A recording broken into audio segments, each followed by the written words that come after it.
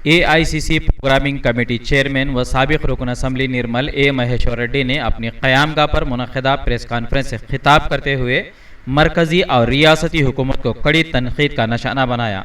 उन्होंने कहा कि गुज़िश्ता हफ्ते के दौरान ज़िले निर्मल में शदीद बारिश की वजह से कई एक मकानात में पानी दाखिल हो गया और हज़ारों एकड़ ज़रई अराज़ी पर बोई गई फसलें तबाह व बर्बाद हो गई, जिसकी वजह से अवाम का करोड़ों रुपये का नुकसान हुआ है। ऐसे नाजुक हालात में अवाम को राहत पहुँचाने का काम हुकूमत की जानिब से किया जाना चाहिए, ताहम नहीं किया जा रहा है।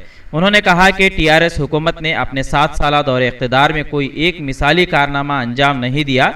तनहा रहने वाली ख़वातीन, बेवाओं, माजूरों को वज़ाइफ के आज भी कई एक मसाइल दरपेश हैं।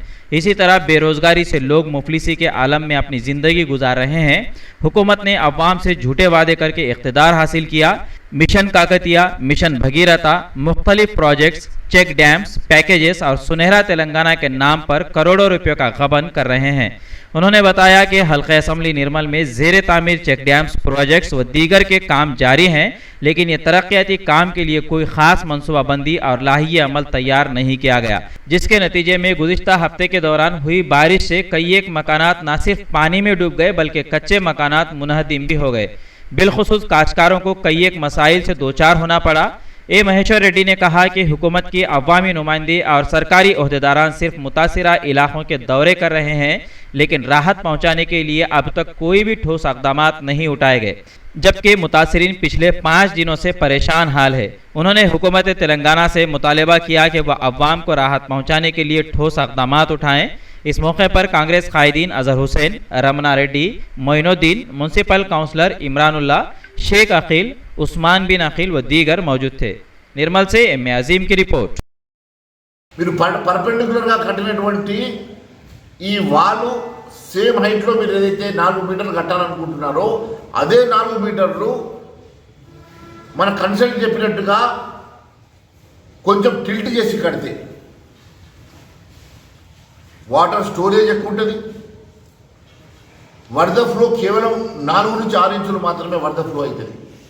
దీంట్లో వరద వచ్చినప్పుడు మినిమం 1.5 మీటర్ నుంచి 2 మీటర్స్ అంటే దాదాపు 6 ఫీట్ల పైనుంచి నీళ్ళు వారుతాయి. 6 ఫీట్ల పైనుంచి నీళ్లు వారినప్పుడు ఆ నీళ్లు ఎట్లైనా లోతట్టు ప్రాంతాల్లోకి వెళ్ళిపోవడం, చుట్టుపక్కల ఉన్నటువంటి పంట నష్టం చేయడం జరుగుతుంది. ఇది పూర్తిగా పనికిరాదు. గతంలో మన దగ్గరనే సదరమాట్ ఆయకట్టు చూడండి, లేకుంటే మీరు కనకాపూడి దగ్గర చిన్న ఆయకట్టే దాదాపు 6 చెరువులు నింపుతుంది. మన దగ్గరనే ఉన్నటువంటి గన్పూర్ చూడండి, చాలా పెద్ద ఆయకట్టు అది. మన దగ్గరనే అటువంటి వందల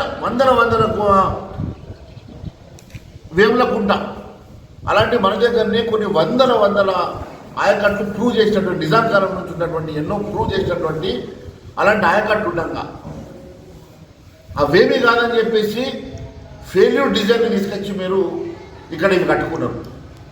దీనివల్ల పూర్తిగా ఈ నష్టం జరిగింది, ఈ విపత్తు వచ్చిందని తెలియజేస్తున్నాను. इंडिया समय पर मज़ीद दिलचस्प प्रोग्राम्स देखने के लिए आप लॉग इन कीजिए हमारे वेबसाइट www.indiasamay.com। लाइक कीजिए हमारा फेसबुक पेज @indiasamay17 और सब्सक्राइब कीजिए हमारे यूट्यूब चैनल इंडिया समय को।